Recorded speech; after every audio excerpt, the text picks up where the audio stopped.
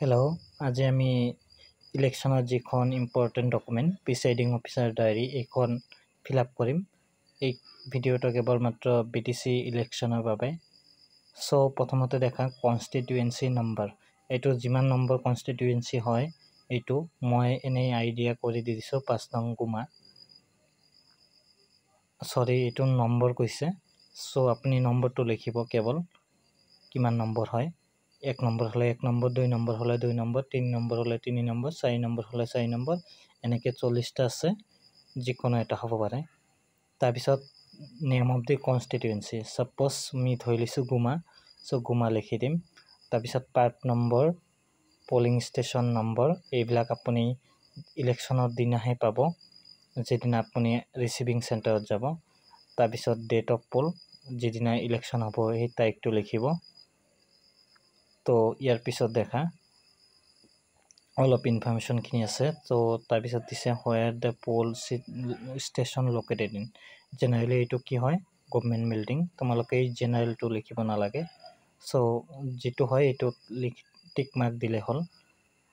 চ' তাৰপিছত number of officer ৰিক্ৰুটেড locally, তাৰমানে এইটো কি হয়, যদি কোনো এজন হঠাৎকৈ বেমাৰত পৰে, কিবা অসুস্থ হৈ যায়, তুমি যদি কোনো polling agent polling officer locally recruit কৰা, তেতিয়াহ'লে লিখিব লাগিব এইটো। জেনেৰেলি নহয়, নালাগে। তাৰপিছত 7 নম্বৰটো appointment of polling officer made in absence of duty polling officer if any, মানে কিমানজন ৰিক্ৰুৱেট কৰিছে, 1জন হ'লে 1জন, 2জন হ'লে 2জন, আৰু ৰিজন কিয় কৰিছে, মই ৰিজনটো আগতে কৈ দিলোঁ যে হঠাৎকৈ যদি অসুস্থ হৈ যায়, আপুনি ছেক্টৰক ফোন কৰিলে কিন্তু ইমান সোনকালে নাহে, কিন্তু আপোনাক কলটোতো চলাই লৈ যাব লাগিব, তেতিয়া মানে এইটো ব্যৱস্থা কৰা হয়। তাৰপিছত number of ballot box issued, আমি মেক্সিমাম 3টা হ'ব পাৰে, 3টা কেতিয়াও নহয়, জেনেৰেলি 1 বা 2টাই হয়। তাৰপিছত দি আছে নাম্বাৰ অফ পলিং এজেণ্ট হু কাম লেট, মানে জেনেৰেলি যিমানটা আছে ইমানটাৰ ভিতৰত কেইটা লেট আহিছে এইটো লিখিলেই হ'ল। আপুনি এইটো লাষ্টত পাব, মানে কিমানজন লেটকৈ আহিছে এইটো পাব, খালি এইটো লিখিলে হ'ল নাম্বাৰটো। পিছত 10 নম্বৰটো কিমানজন পলিং এজেণ্ট এপইণ্ট কৰা হৈছে, 10জন হ'লে 10জন, 12জন হ'লে 12জন, 5জন হ'লে 5জন, 2জন হ'লে 2জন লিখিব। মই 10জন লিখি দিছোঁ। তাৰপিছত বেলট পেপাৰ ইছ্যু কৰা হৈছে কিমান, একৰ্ডিং টু মাৰ্ক কপি, এইটো যিমান ইছ্যু কৰিলে আপুনি, ছাপ'জ 600, তাৰমানে এইটো কিমান ভোট পৰিল একচুৱেলি। তাৰপিছত আপোনাৰ number of ballot paper actually issued, semi হ'ব দুয়োটা। তাৰপিছত number of electoral who voted, তাৰমানে এইটোত কি হয়,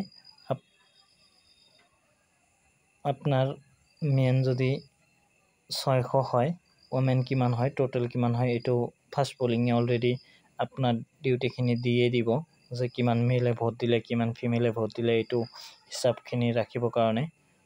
সেই হিচাপ যিখিনি ৰাখিছে সেইমতে আপুনি বহাই দিলে হৈ গ'ল, ইয়াত আৰু একো দিগদাৰ নাই।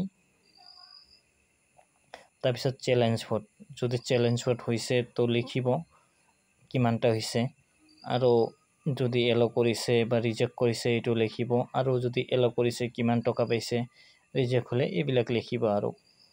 তাৰপিছত EDC election duty certificate rule 44, এইটো যিহেতু BTC ইলেকশ্যনত নাই, চ' নীল লিখিব। Number of voter who vote with companion, যদি কোনোবাই কম্পেনিয়নৰ সৈতে ভোট দিছে তো লিখিব কিমানজন দিছে, আৰু যদি দিয়া নাই নীল বা 0 লিখিব। তাৰপিছত টেণ্ডাৰ ভোট যদি আপুনি ইউজ কৰিছে তেতিয়াহ'লে কিমানটা ইউজ কৰিছে লিখিব, আৰু যদি লিখা নাই, ইউজ কৰা নাই, তেতিয়াহ'লে নীল লিখিব। তাৰপিছত whether it is necessary to adjourn the poll so if reason of adjournment, তাৰমানে ইলেকশ্যনটো আধাতে বন্ধ হৈছে নেকি, যদি বন্ধ হৈছে কিয় বন্ধ হৈছে কাৰণটো দিব গৈছে, জেনেৰেলি নহয়। Number of slips issued closing of poll, তাৰমানে আপোনাৰ 4টাৰ পিছত যিখিনি মানুহ আহিব, লাষ্টৰ ফালৰ পৰা মনত ৰাখিব, লাষ্টৰ ফালৰ পৰা 1 2 কৰি আহিব, নহ'লে কি হয় আপোনাৰ মানে পলিংটো বহু দেৰিলৈকে চলি থাকিব। তাৰপিছত দিয়া আছে ইলেক্ট্ৰেল অফেন্স কাম হয়, এইটো জেনেৰেলি নালাগে, মানে কেছেছ কি প্ৰব্লেম দেখা পাৰে, কেনভাছিং, তাৰপিছত এই যে তাত ভয় ভাবুকি দিয়ে, এইবিলাক থাকিলে তাত আপুনি লিখিব কোনটো হয়। চিৰিয়াছ কমপ্লেইন যদি কেণ্ডিডেটে আহি কমপ্লেইন দিয়ে যে এইবিলাকৰ বিষয়ে লিখিব। তাৰপিছত ল এণ্ড অৰ্ডাৰ যদি ব্ৰিজ হৈছে এইটো লিখিব। ইৰেগুলাৰিটিছ, তাৰপিছত কিবা প্ৰব্লেম হ'লে পলিং ষ্টেচনত কিছু দেখা পাইছে আপুনি, এইটো লিখিব। তাৰপিছত ইয়াত প্ৰিচাইডিং অফিচাৰে ছিগনেচাৰ কৰিব। আপোনাৰ ছিগনেচাৰটো অলৱেজ ফুল হ'ব আৰু ডিষ্টিংগুইছিং মাৰ্কটো অলৱেজ দিবই, য'তে আপুনি ছিগনেচাৰ কৰিব ত'তে দিব, এইটো মনত ৰাখিব অলৱেজ।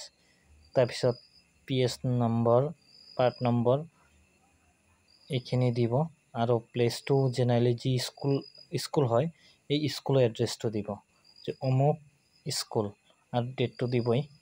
তো এইখিনিয়ে আছিল আমাৰ প্ৰিচাইডিং অফিচাৰৰ। তাৰপিছত ইয়াত দি আছে টোটেল ভোটাৰ্ছ। আপুনি ভোটাৰ লিষ্টখন চালে গম পাব ইয়াত কিমান ভোটাৰ্ছ আছে। মই ধৰি লৈছোঁ 750, যে এখন পলিং ষ্টেচন 750 ভোটাৰ আছে আৰু টোটেল কিমান ভোট হৈছে 500। তো 500 হ'লে আমি ইয়াৰ পাৰ্চেণ্টেজটো বাহিৰ কৰি ওলাব লাগিব। তো পাৰ্চেণ্টেজটো বাহিৰ কৰিলে তোমাৰ কিমান হ'ব, কাটাকাটি কৰিলে 66.66% হ'ব। এইটো মই হিচাপটো ইয়াতে কৰি দিছোঁ, তোমালোকে হিচাপটো ইয়াত নকৰিবা, কেৱল পাৰ্চেণ্টেজটো লিখিবা। এইটো বেলেগ ঠাইত কৰি ল'বা, যিখিনি পাৰ্চেণ্টেজ উলিয়াব লাগে এইখিনি নকৰিবা। তাৰপিছত প্ৰিচাইডিং অফিচাৰে ছিগনেচাৰ কৰিব, ডিষ্টিংগুইছিং মাৰ্ক দিব। তাৰপিছত কনষ্টিটুৱেঞ্চি আৰু PS পাৰ্ট নং এইবিলাক ইলেকশ্যনৰ দিনত পাবা, এইবিলাক লিখিলেই হৈ গ'ল। আৰু